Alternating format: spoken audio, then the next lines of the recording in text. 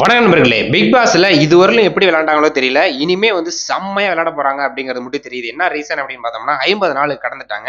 இனிமே நம்ம வந்து விளையாடுறத பார்த்து பார்த்து விளையாடணும். யாருக்காகவும் விட்டுக் கொடுக்கக்கூடாது. இந்த ஃப்ரெண்டு, தெரிஞ்சவங்க, வெளியில தெரிஞ்சவங்க, உள்ளுக்கு வந்து பழக்கமாகி பாசமானவங்க அப்படிங்கிற ஒரு இதே இருக்கக்கூடாதுடா. கேம்னா கேமா விளையாடணும். அப்பனா தான் நம்ம வந்து ஃபைனல் வரலும் போக முடியும். கப்ப தட்டி தூக்க முடியும் அப்படிங்கிறாப்புல வந்து எல்லாருமே வந்து பார்த்தீங்கன்னா இண்டிவிஜுவலா இறங்கி விளையாட ஆரம்பிச்சிட்டாங்க.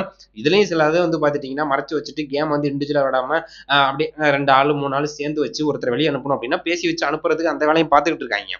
இருந்தாலும் இன்னைக்கு வந்து புதுசா ஒரு டாஸ்க் வந்துச்சு. என்ன அப்படின்னு பார்த்தோம்னா, இந்த டால் பொம்மை அப்படின்னு சொல்லிட்டு அந்த பொம்மையை வந்து பார்த்தீங்கன்னா அந்த ஸ்டோர் ரூம்ல வைக்கணும். அந்த பொம்மை வந்து அவங்க பேர் எழுதியிருக்கிற பொம்மை அங்க வைக்கல அப்படின்னா அவங்க வந்து எலிமினேட் ஆவாங்க அப்படின்னு சொல்லிட்டு பிக் பாஸ் அறிவிச்சிருச்சு. இப்போ என்ன ஆயிருக்கும், எல்லாருக்கும் ஒரு பெரிய பயம் வந்திருக்கு. ஏன்னா முன்னாடியே வந்து பார்த்தீங்கன்னா ஒரு எச்சரிக்கை கொடுத்துருக்காங்க. அது எதுல அப்படின்னு பார்த்தோம்னா நம்ம சாச்சனா விஷயத்துல. சாசனா வந்து என்ட்ரி ஆகி அந்த முதல் நாளே வந்து பார்த்தீங்கன்னா ஓப்பன் நாமினேஷன் வச்சிடலாம் அப்படிங்கிறப்பல சொன்னாங்க. நீங்க யாரை நாமினேட் பண்றீங்க, வெளியே போகணும் அப்படின்னு நினைக்கிறீங்களோ நீங்க ஓப்பனா சொல்லுங்க, அவங்க வந்து எலிமினேட் ஆயிடுவாங்க அப்படின்னு சொல்லும்போது அப்படியே ஒவ்வொருத்தரா ஒவ்வொரு காரணத்தை சொல்லி அதிக நம்பர் சொன்னது சாச்சனா. ஸோ சாச்சனா அப்படிங்கும்போது பாப்பா நீ போயிட்டு வாப்பா அப்படின்னு சொல்லிட்டு அனுப்பி வச்சிட்டாங்க. போனவர் எப்படி திருப்பி வருவாங்க அப்படின்னு தெரியும். ஏன்னா பிக் பாஸ்ல ஒரு வாய்ப்பு கிடைச்சு உள்ளுக்கு வந்து 2 நாள்ல எந்த ஒரு டாஸ்க் இல்லை, எந்த ஒரு கேம் பிளே பண்ணல, அவங்களோட அறிமுகம் இல்லை, எதுவுமே இல்லாம இருக்கும்போது உடனே வந்துட்டாங்க. அந்த அந்த சாச்சனாவை பத்தி எல்லாருக்குமே தெரிஞ்சிருக்க வாய்ப்பு கிடையாது. ஏதோ மகாராஜா படத்துல நடிச்சிருந்தாங்க. அந்த படம் ஓரளவு ஹிட் ஆனதுனால ஓரளவுக்கு அங்குள்ள ஆட்களுக்கு தெரிஞ்சிருக்கும். பட் அவங்களோட பழகின விதம் பெரும்பாலுமே அவங்க என்ன கேரக்டர் அப்படின்னு சொல்லிட்டு யாருக்குமே தெரியாதுல்ல. அப்படி இருக்கும்போது அது ரஞ்சித்லாம் வந்து பார்த்துட்டுன்னா உனக்குலாம் எதிர்காலம் நிறைய இருக்கு பாப்பா, நீ வந்து வெளியே போகலாம் அப்படின்னு சொல்லிட்டு அவர்லாம் நாமினேட் பண்ணாரு. ஏன்னா நீங்க வந்து புதுசா இருக்கீங்க, யங்ஸ்டரா இருக்கீங்க, வாய்ப்புகள் வந்து உங்களால உருவாக்கிக்க முடியும், அதனால நீங்க போங்க அப்படின்னு சொல்லிட்டு சாச்சனா வெளியே அனுப்புனாங்க. என்னடா சம்மந்தமே இல்லாமல் பேசுறேன்னு நினைக்கிறீங்களா, சம்மந்தம் இருக்கு. ஸோ அதே மாதிரி முதல் வீக்ல என்ட்ரி ஆகி அந்த முதல் வாரத்திலேயே வந்து பார்த்துட்டீங்கன்னா சாச்சனா வெளியே அனுப்பிவிட்டு அப்புறம் வந்து பார்த்தீங்கன்னா திருப்பி உள்ளுக்கு என்ட்ரி ஆனாங்க. அது ஒரு மாசா கிளாஸா இருந்துச்சு. அப்போ வந்து பரிதாபப்பட்டு அர்ணவ் அவர்கள் உள்ளுக்கு வந்ததையும் என்னோட தங்கச்சி அவங்க வந்து பார்த்தீங்கன்னா அந்த கப்பை வின் பண்ணணும் அப்படின்னு சொல்லிட்டு அவரோட அந்த தெரப்பிலாம் வந்து பார்த்தீங்கன்னா கொடுத்துருந்தாரு. அந்த கிரீடத்தெல்லாம் நீ தான் வின் பண்ணும் அப்படின்னு சொல்லிட்டு, இருந்தாலும் அவருமே பிக் பாஸ் ஹவுஸ்குள்ள இல்லை. அதுவே ஒரு பெரிய விஷயமா இருக்கு. இருந்தாலும் அதே மாதிரி ஒரு இதை கையில் எடுக்கிறாங்க. ஏன்னா 50ஆம் நாள் வந்துருச்சு. இப்போ வந்து ஓப்பனா ஒருத்தரை வந்து ஒரு டாஸ்க் மாதிரி வைப்போம். இதுல வந்து தோல்வி அடைகிறவங்க வந்து அவுட்டு எலிமினேட் அப்படின்னு வச்சுக்கலாம்னு வச்சுங்களேன். அப்படி வந்து எலிமினேட் பண்ணிடுவோம் அப்படின்னு சொல்லிட்டு ஒரு தரமான வேலையை வந்து பிக் பாஸ் செஞ்சு விட்டாரு. அப்படி பார்க்கும்போது இன்னைக்கு வந்து ஒரு கேம் ஸ்டார்ட் ஆயிருச்சு.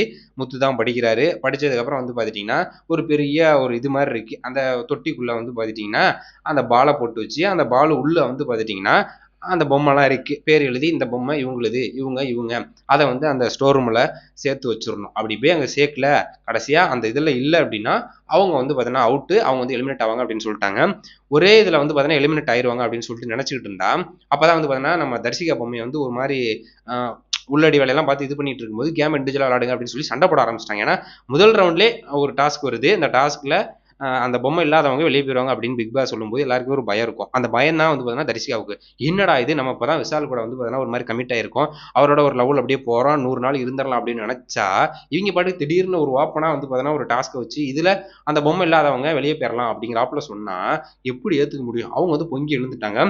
அது அப்படியே ஒரு கட்டத்துக்கு மேல கேம் போய் கடைசியா பிளான் பண்ணி தரிசிகா, அங்க உள்ள பவித்ரா, அந்த இன்னும் 2 3 பேர்லாம் சேர்ந்து நம்ம சௌந்தர்யா வந்து பார்த்துட்டீங்கன்னா டார்கெட் பண்ணி அந்த பொம்மையை வந்து வைக்காம விட்டாங்க.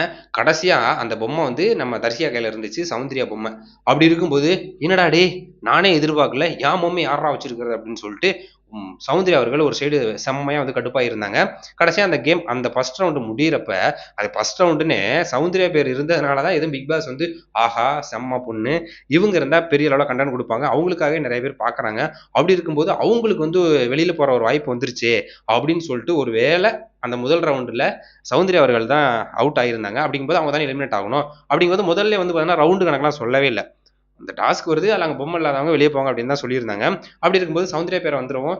ஓகே விட்டோம்னா பாப்பா அவ்வளோதான் வெளியே போயிருச்சுன்னா பெரிய அளவில் வந்து பார்த்தீங்கன்னா பார்க்க மாட்டாங்க ஆளுங்க, அதனால அவங்கள சேவ் பண்ணணும் அப்படின்னு சொல்லிட்டு மாற்றி விட்டுருவோம் ரவுண்ட் அப்படின்னு சொல்லிட்டு செகண்ட் ரவுண்டுன்னு வச்சுட்டாங்க. அப்போ ஃபர்ஸ்ட் ரவுண்டில் வந்து பார்த்தீங்கன்னா சௌந்தர்யா அவர்கள் அவுட்டு சர்றா அப்படின்னு சொல்லிட்டு மறுபடியும் செகண்ட் ரவுண்டு விளையாடுறாங்க.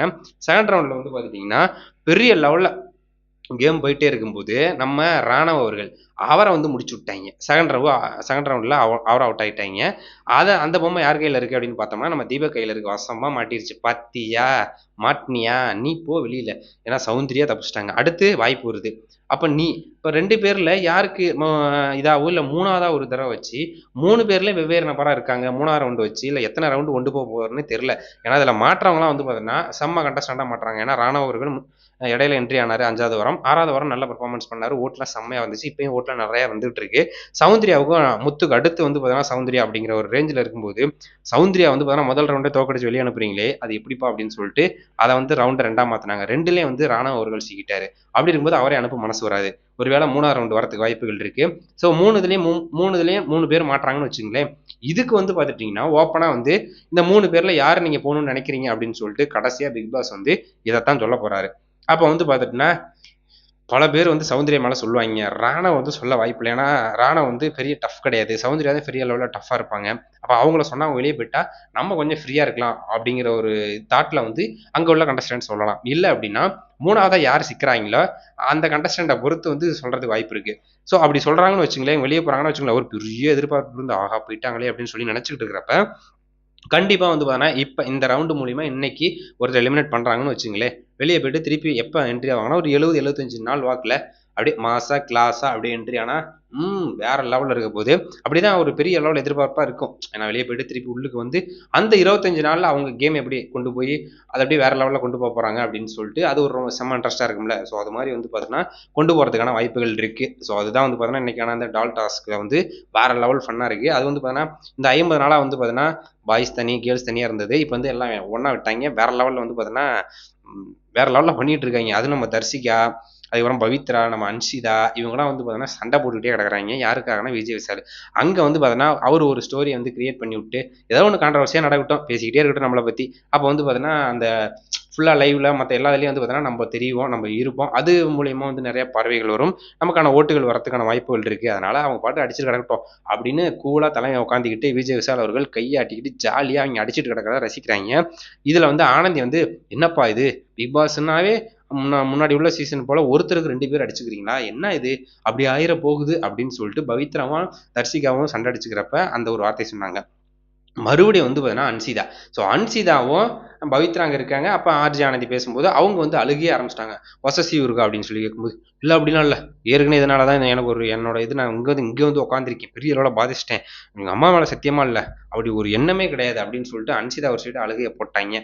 இத்தனை நாளாக நம்ம சாஜனா அவர்கள் அழுது சாகடிச்சாங்க. இப்போ அன்சிதா அவர்கள் அதில் வந்து சேர்ந்துட்டாங்க அப்படின்னு தான் சொல்லணும்.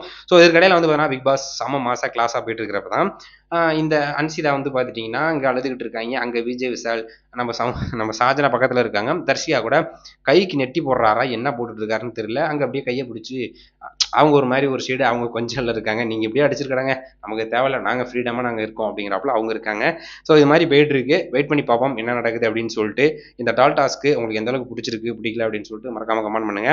ஸோ இந்த டாஸ்க் மூலிமா யாரை வெளியே அனுப்பலாம் அப்படின்னு நீங்கள் நினைக்கிறீங்க அப்படின்னு சொல்லிட்டு மறக்காம கமெண்ட் பண்ணுங்க. இல்லை இது வந்து ஒரு கேமுக்காக ஒரு ஹைப்பை ஏற்றி விட்டு இந்த வீக் ஃபுல்லாக ஒவ்வொரு நாளும் ஒவ்வொரு டாஸ்க் வச்சு அதில் அதிகமான டாஸ்கில் யார் தோற்றுருக்காங்களோ இல்லை அவுட் ஆயிருக்காங்களோ அவங்கள வந்து எலிமினேட் பண்ணுறதுக்கான வாய்ப்புகள் இருக்கா அப்படின்னு சொல்லிட்டு தெரியல.